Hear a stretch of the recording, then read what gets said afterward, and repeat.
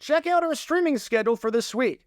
We've got tons of content in terms of the NFL and college football, as we're going live just about every single day this week.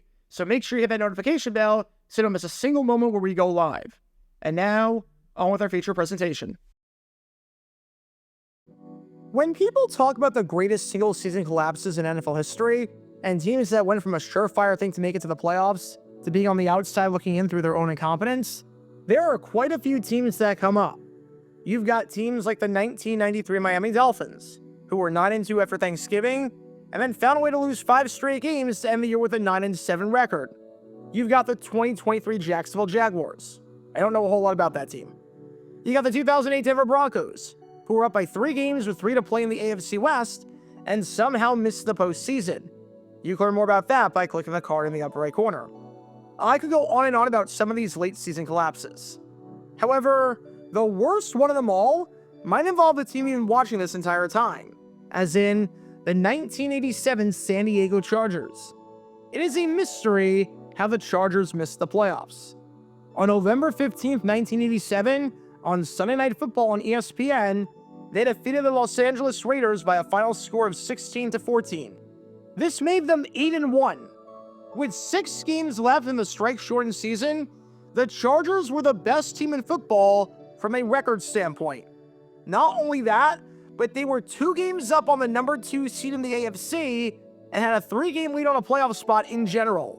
So they had this thing on relative lockdown.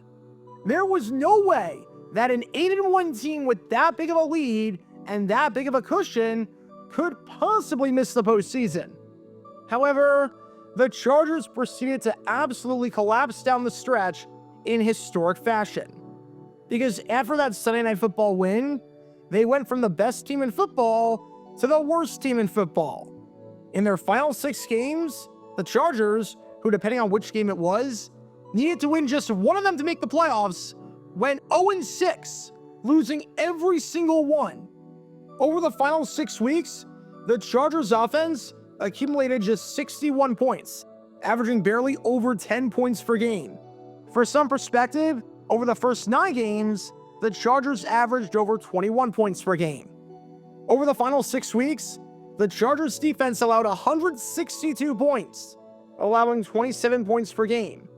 For some perspective, over the first 9 games, the Chargers allowed 17.2 points per game. Their offense was 10 points per game worse, and their defense was 10 points per game worse. And it was as though all the talent got sucked out of them en route to an embarrassing finish and one of the most embarrassing seasons, considering the circumstances, in Chargers franchise history. Safe to say, this collapse was not good. However, what is good if you like learning more about the history of the NFL is liking this video down below, subscribing, and turning on the notification bell so you don't miss a single video that we post on the channel. We post every single day about the weird and the wacky history of the NFL, like the story in today's video. So if you like that sort of stuff, then this is the place for you. Thanks in advance for your support as we try and hit 70,000 subscribers. And when you have a collapse like this, usually there's a point of inflection. There's a point where you wonder where exactly it all went wrong. And when it was clear that this was crumbling and that maybe, just maybe, the head coach in charge wasn't the right man to run the operation. And the moment more than any other that you could argue that for the 1987 Chargers was this game right here, their battle against the Houston Oilers in Week 13, which, seeing as the two franchises are playing each other this week, if you're watching as of this video getting released, seems like a good time to break that point down. Because at the end of the first half, something bizarre happened that left everyone scratching their heads, could absolutely be considered a dumb decision, and left Charger fans wondering, oh crap, this might be actually happening and this house of cards might be crumbling. Because this is the story behind the most controversial ending to a first half from a coaching perspective in Chargers history. And the day and the moment that arguably the greatest collapse in NFL history became official. Before I talk about the actual incident in question, and just how controversial and confusing it was, we need some context to understand how the game itself was going up until this point, as well as the game's importance. It's December 6, 1987. It's Week 13 of the 15-game abbreviated season due to the strike where Week 3 was skipped over. And with 4 games to go in the season, we have an absolutely critical match on our hands down at the Astrodome in Houston between the San Diego Chargers and the Houston Oilers. Both the Chargers and Oilers were fighting for a playoff spot and were right in the thick of things.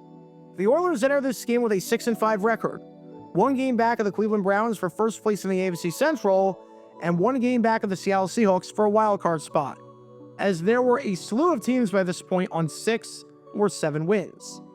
The good news for the Chargers is that they still enter this game as the leader in the AFC West and as the number 1 seed in the AFC, even despite back-to-back losses against the Seahawks and the Broncos in the previous 2 weeks.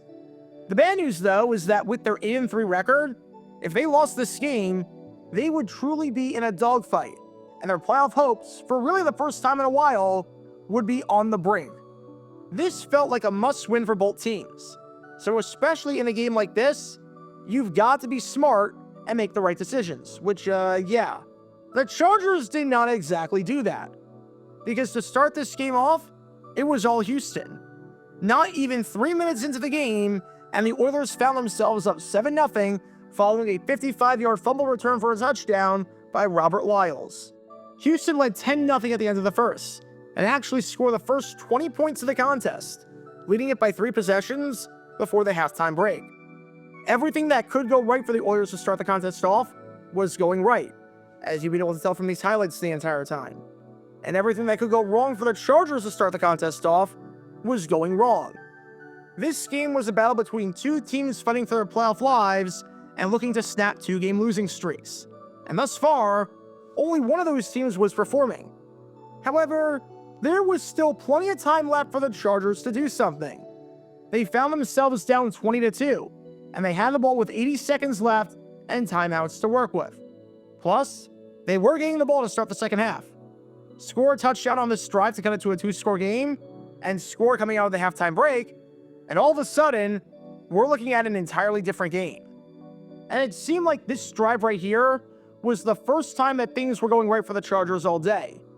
It took a while for the gears to get spinning, but they finally were on this drive. It started right away with a throw by future Hall of Fame quarterback Dan Fouts over the middle to the veteran wideout Wes Chandler to get the Chargers near midfield. A roughing the passer penalty later, and a throw by Fouts to Hall of Fame tight end Kellen Winslow, and just like that, the Chargers were in the red zone, well within striking distance, with a timeout in their back pocket. First down after hurrying to the line, and Fouts throws an end zone pass to his running back, Gary Anderson. Too much on it, and it falls incomplete. Second down, and once again, Fouts is throwing a shot to the end zone, although this time, he's looking for tight end Kellen Winslow over the middle of the field. That fell incomplete. You've got 11 seconds left now and a timeout. Third down, and the bad news is that Fouts is pressured immediately and gets hit on the play, unable to deliver a good pass. The good news, though, is that in case you couldn't tell, the Oilers were offside, so the play never counted. It's still third down, although this time, you're at the 10-yard line. You've got 7 seconds left and a timeout. If you're this man right here, head coach Saunders, you've got plenty of time to try one more shot. Heck, the last 3 plays took a combined 13 seconds, or an average of 4.3 seconds per play. 7 seconds? Especially at the 10? And especially with a timeout if you get sacked or something like that? No issue whatsoever. It's not at all. So, let's see what the Chargers have drawn up here. Vince Abbott comes in to try a field goal, so San Diego tries to run away with this with something. 7 seconds to go in the half. Field goal by Abbott is up and it's good. You're kicking the field goal? With 7 seconds left at the 10? With a timeout in your back pocket? Yeah, this decision by this man right here, head coach Saunders, to kick the ball, did not go over well whatsoever. Yes, the field goal was good and cut it to a 20-5 game, but it felt as though the Chargers just let the Oilers off the hook, which, seeing as the Oilers won 33-18 and led it 33-11 at one point late in the fourth quarter, they absolutely did. And I know you might be thinking, well, this decision doesn't seem that ridiculous to me because you just want to cut it to a 2-score game. That's the goal at the end of the day. If you're down by 18, you need 3 scores. If you're down by 15, You only need 2 scores.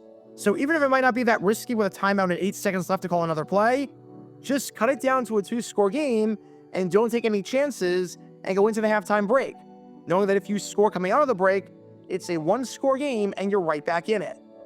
And even though I'm not crazy about that logic, I'd completely get that if it was 2024.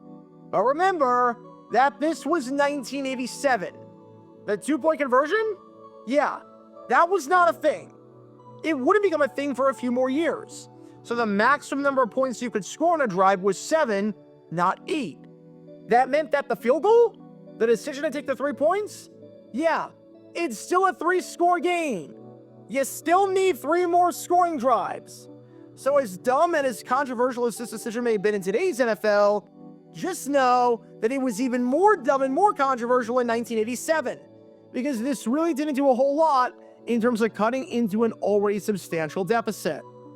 But if you thought that this decision was confusing, just wait until you hear the explanation from the man you've been watching this entire time, head coach Saunders, as to why he did it. Because as Saunders said, you risk a play with 7 seconds to go. If you get a sack or run around, our feeling is that you need 8 seconds. With 7 seconds, it's scary to go for one play, especially since we're getting the ball to start the second half. And if you think that logic sounds insane, seeing as, may I remind you, the last 3 plays took an average of 4.3 seconds, and this one is taking place from an even closer distance to the goal line, remember, the Chargers had a timeout. If you take a sack, so what? Yeah, it stinks, but just call the timeout. If you run around, you're throwing it to the end zone. There is no running around. You think Dan Fouts is going to run around back there? Dan freaking Fouts? You think the Hall of Fame quarterback and the 36-year-old vet is going to not know the situation? You don't trust him in this spot? Your logic for not calling a play is that you risked running out of time with a sack or if Fouts ran around, which, number 1, shows a lack of trust in your quarterback for no reason.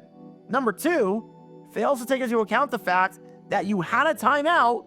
And number 3, is not even close to how Fouts plays the game. Of all the quarterbacks I'd be worried about not knowing the situation and dancing around to run, a 36-year-old Dan Fouts might be dead last on that list. Take that exact same quote in context, but replace Dan Fouts with 2015 Peyton Manning, and yeah, you'd see why that's really freaking stupid. And the team vehemently disagree with the decision. Oh man, did they not agree whatsoever with what Saunders was selling them. And they did not agree with not taking a shot to make it a 2-score game from the 10-yard line. Said tight end Kellen Winslow, I wanted to go for the touchdown. And Fouts was even stronger in his remarks, saying that even though that's not my decision to make, that 7 seconds was enough time. It was more than enough time. And again, if this was 2024 and the Chargers had no timeouts, all right, I can at least somewhat understand it, even if it is awfully conservative. If this was on the 20-yard line, where your odds of punching it in the end zone in one play aren't great, all right, I can at least somewhat understand it. But here, from the 10, with 7 seconds left and a timeout with a field goal doing nothing to change it from a 3-score game, this was cowardly coaching. This was questionable coaching. This was the moment that it was really all falling apart for the Chargers. And like I said before, after the game between these 2 teams behind me right here, the Chargers season would completely fall off a cliff if it wasn't trending in that direction already. The Chargers lost their final 6 games of the 1987 season to go from 8-1 to 8-7, missing the playoffs entirely. Somehow, Al Saunders was brought back for the 1988 season, and it went about as well as you'd expect. The Chargers started that season 2-8 and ended at 6-10. Missing the postseason with no doubt whatsoever as to how they were going to miss it. And Saunders ended up getting fired after the season ended, making him one of the worst coaches in Charger history. As for the Oilers, after that game, they made it to the postseason. So 2 teams going in 2 completely different directions. Whether you want to call this a quasi-episode of Dumb Decisions is up to you or not. But whatever the case, to say that this decision by this man right here, Al Saunders, was highly controversial, especially when the star players on the offense disagreed wholeheartedly with it and wanted to play for 6, would be putting it extremely lightly. When you're trailing, you have a chance to cut into the number of possessions that you need to come back, and you don't do it, especially when it poses minimal or no risk whatsoever, it's going to be criticized, especially if you lose, and especially if the players themselves speak out against it. The 1987 San Diego Chargers were one of the greatest single-season collapses of all time, and this moment was the moment that everyone kind of realized the season was going to crash like that. Because on this day in 1987, the Chargers were a team of sixes. The decision by the Chargers to not go for 6 led to the Chargers losing 6 straight games. Be sure to like and subscribe if you have not done so already, as it helps the channel out a lot, and check out my other channels, JG8 for the history of college football, JG7 for the history of baseball, and JG9 News, where we talk about all things happening in the NFL. Join me every Wednesday night at 8 p.m. Eastern, where we'll play live NFL trivia for cash prizes. And make sure to join me live, as we're on stream just about every single day. And thanks to all our Patreon members and our YouTube members for helping out the channel. See how you become a member and show your support financially in the description down below.